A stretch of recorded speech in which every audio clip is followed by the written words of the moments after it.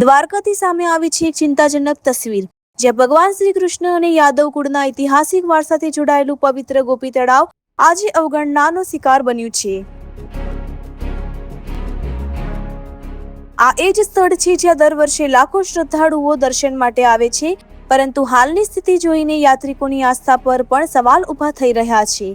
દ્વારકાનું ગોપી તળાવ માત્ર એક તળાવ નથી, પરંતુ ધાર્મિક અને ઐતિહાસિક દ્રષ્ટિએ અત્યંત મહત્વનું યાત્રાધામ માનવામાં આવે છે, પરંતુ હાલ અહીંની સ્થિતિ અત્યંત ચિંતાજનક છે। તળાવના ઘાટ જર્જરિત હાલતમાં જોવા મળી રહ્યા છે, જ્યારે પાણીમાં પ્લાસ્ટિક, કચરો, કાદવ કીચડ અને લીલી ઝાયનું સામ્રાજ્ય છવાયેલું છે। જે પવિત્ર જળને લોકો માથે ચડાવે છે, તે જ પાણીની હાલત જોઈને શ્રદ્ધાળુઓમાં ભારે નારાજગી જોવા મળી રહી છે। ઘણા યાત્રિકો માત્ર દર્શન કરીને પગ ધોઈને જ પાછા ફરી રહ્યા છે, કારણ કે સ્નાન કરવું શક્ય નથી। સ્થાનિક ગ્રામજનો અને યાત્રિકો દ્વારા સરકારને તાત્કાલિક જીર્ણોદ્ધાર કરવાની અપીલ કરવામાં આવી છે। લોકોની મુખ્ય માંગો: ગોપી તળાવનું આધુનિક ડેવલપમેન્ટ અને સુધારણા, પહાડ પર ગાર્ડન અને નવા મજબૂત ઘાટનું નિર્માણ, સમગ્ર પરિસરને ડિજિટલ લાઇટિંગથી આકર્ષક બનાવવું, પાણી શુદ્ધિકરણ માટે કાયમી ફિલ્ટરેશન અને સફાઈ વ્યવસ્થા। દ્વારકાના પવિત્ર યાત્રાધામની હાલત હવે તંત્ર માટે મોટો સવાલ ઊભો કરી રહી છે। શું ગોપી તળાવ પોતાની જૂની ભવ્યતા ફરી મેળવી શકશે, કે પછી અવગણનાની આ સ્થિતિ યથાવત રહેશે? રિપોર્ટર હોતીબા સુમણિયા, ઓખા। આપનો પરિચય આપશો? શાંતિગીરી ટપુગીરી ગોસ્વામી। તો ગિરિજી, આપ આ જે અત્યારે ગોપી તળાવ આવેલું છે દેવભૂમિ દ્વારકાની અંદર, ગોપીનાથના દર્શન કરવાનો જે પુણ્ય મળે છે, તેનાથી વિશેષ સ્નાન કરવાનું પુણ્ય મળે છે, બરોબર છે? તો અત્યારે લોકો આવે છે, આ જે ગંદુ પાણી ભરેલું છે એમાં સ્નાન કરવાનો યાત્રિકોનો મન માનતું હોય ન માનતું હોય, એના વિશે તમે માહિતગાર કરશો? આ કેટલા વર્ષોનું જૂનું છે, બહુ કૃષ્ણ ભગવાન વખતનું તળાવનું મહિમા, નાવાનું મહિમા છે। હવે એમાં અટાણે કચરો ને ધોવાનું આ છે, પાણી ખરાબ થઈ ગયું, નાવાનું માણસને ગામના નથી નાહી શકતા, કોઈ બહારનું એટલું જાતરું આવે છે। આનું ડેવલપ કરવાની ખાસ જરૂર છે। કેટલા વર્ષોથી આ કોઈ કામ થયું જ નથી।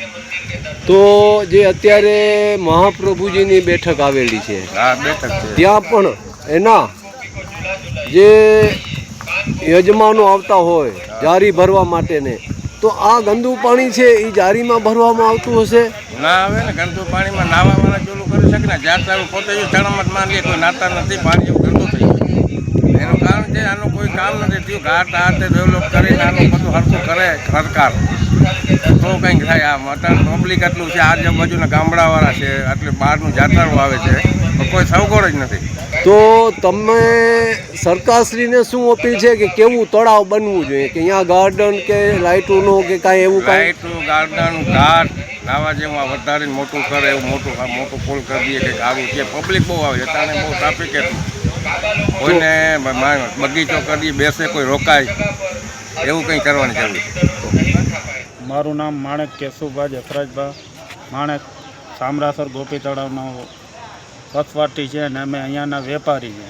તો કેશુભા, જે દેવભૂમિ દ્વારકાની અંદર આવેલા ઐતિહાસિક અને ધાર્મિક સ્થળ ગોપી તળાવ, તો ત્યાંનું મહાત્મ્ય શું છે? ત્યાંની માટી વિશે, તળાવના સ્નાન વિશે અને દર્શન વિશે તમે અમને માહિતગાર કરશો?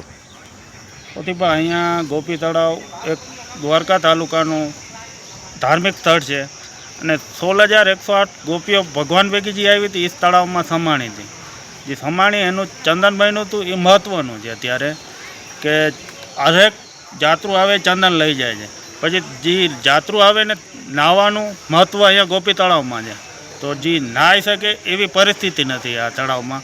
એના લીધે સરકારને અમારી વિનંતી છે બધા વેપારીઓ તરફથી કે આમાં ડેવલપ કરે અને મોટું આયોજન, કે જેવી રીતે સ્થળમાં કોઈ રાત્રિ રોકાણ જાત્રું કરી શકે, લાઇટો, ઝાડવા ફરતા બની શકે તળાવની પાર ઉપર, એવું કામ અહીંયા આવે સરકારને, એવી અમારા વેપારીઓ, બધા ગામજનો, સરપંચ બધા વતી વિનંતી।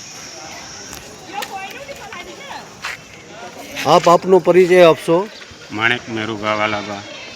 તો મેરુભા, તમે આ વિશે શું કહેશો? અહીંયા ગોપી તળાવમાં 16,108 ગોપીઓએ જલ સમાધિ લીધી. એની જે માટી નીકળે છે અત્યારે એને જે ગોપીચંદન તરીકે ઓળખવામાં આવે છે.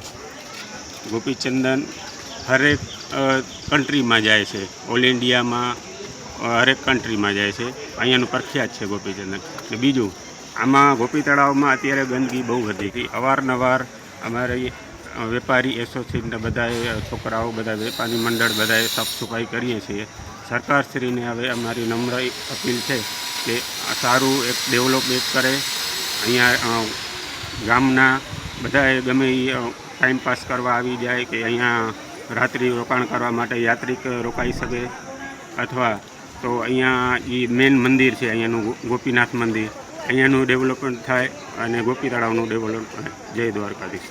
તો મેરુબા, તમારું કહેવાનું એ થયું કે તળાવનું ડેવલપિંગ એવું થવું જોઈએ કે કોઈ પણ અહીં યાત્રિકો આવે અથવા આજુબાજુના ગામના આવે તો તેમનો પણ એની માથે મન મોહિત થઈ જવું જોઈએ. બરાબર છે ને?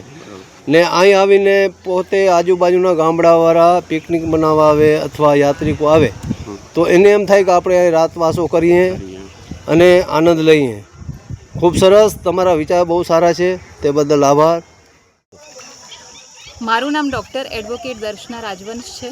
હું ક્રિમિનલ એડવોકેટ તરીકે કામ કરું છું. સાથે સાથે મારી રાજવંશ કેર ફાઉન્ડેશનની સંસ્થા છે જે મહિલાલક્ષી પણ કામ કરે છે, પર્યાવરણલક્ષી, અને સમાજ અને દેશને જે પણ જરૂરી પ્રશ્નો અને પરિસ્થિતિઓ હોય એના માટે સ્ટેન્ડ પણ લે છે.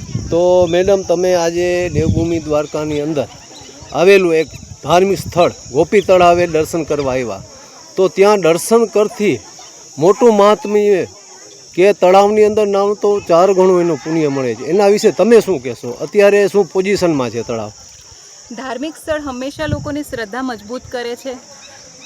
આપણા સંસ્કૃતિને પ્રત્યે જે ઝુકાવ છે, જે સમર્પણ છે, એની માટેનું જે સર્વસ્વ સમર્પિત થાય છે લોકોનું, કે આ સ્થળ આ જગ્યાનો એક મુલાકાત લેવાથી અથવા તો એક શ્રદ્ધાથી એનો જવાથી આપણા જે અંદરની જે સત્ય અથવા તો આપણી સોચ છે એમાં પરિવર્તન આવે છે. પરંતુ એ સ્થળ અને સ્થિતિનું પરિવર્તન નથી થતું. જેમ કે આજે આપણે ગોપી તળાવે હું દર્શન કરવા આવી છું, એ જગ્યાને સ્થળની પરિસ્થિતિમાં કોઈ પરિવર્તન નથી.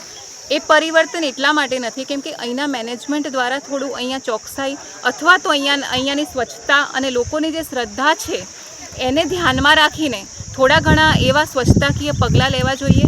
ઉપરાંત એની જે ડેવલપમેન્ટમાં સરકારી યોજનાકીય જે માહિતી છે એને ધ્યાનમાં રહીને કામ કરવું જોઈએ. ઘણી બધી સરકારની યોજના છે, ઘણા બધા સરકારના ફંડિંગ છે, તો એનો ઉપયોગ કરીને આવા ધાર્મિક સ્થળોને વધારે ડેવલપ કરવા જોઈએ જેથી લોકોનો આવાગમન વધારે થાય. એનાથી રોજગારી પણ લોકોને પ્રાપ્ત કરી રહે છે, એટલે મલ્ટિપલ ઇકોનોમીનો એક ઉર્ધ્વાગમન થાય છે. તો મારું એવું માનવું છે કે જ્યાં હું અત્યારે હાજર છું એ તળાવની સ્થિતિ જોઈને મને એમ લાગે છે કે અહીંયા સ્નાન કરવું થોડું હિતાવહ નથી.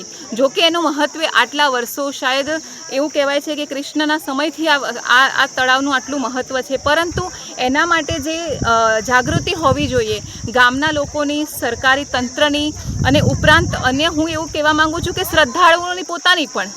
કારણ કે જો એ શ્રદ્ધાળુઓ જાગૃત થશે, એ પણ પોતાની જરૂરિયાતો સરકાર સમક્ષ મૂકશે તો સરકાર વધુ એક્ટિવ થઈ શકશે, વધુ પગલાં લઈ શકશે. તો મારી એવી નમ્ર વિનંતી છે. હું એક કેર ફાઉન્ડેશન, રાજવંશ કેર ફાઉન્ડેશન દ્વારા એક અરજી મૂકું છું સરકારી તંત્રને, અહીંના જે જિલ્લા અધિકારીને અને મામલતદાર તંત્રને, ગ્રામ્ય કક્ષાએ જે તંત્ર ચાલે છે એને પણ, કે આપ જે અહીંયા પરિસ્થિતિ છે આપ જોઈ શકો છો કે પ્લાસ્ટિકનો કચરો છે, પાણી થોડું દૂષિત છે, એમાં એક પ્રકારનું નીચે જે કચરો છે એના કારણે લીલ છે. આ બધું જે વ્યવસ્થા છે એમાં આપ સુધાર કરો જેથી શ્રદ્ધાળુઓની શ્રદ્ધા પણ સાર્થક થાય, એમનો ફેરો પણ સાર્થક થાય, અને ગામમાં લોકો વધુ આવશે તો તમારી ઇકોનોમિક્સ, તમારી પણ વધારે મહત્ત્વ વધશે. તો મારી આટલી વિનંતી છે તંત્રને, જેના પર તુરંત અવસ્થામાં પગલાં લેવામાં આવે. જય હિન્દ. જય હિન્દ.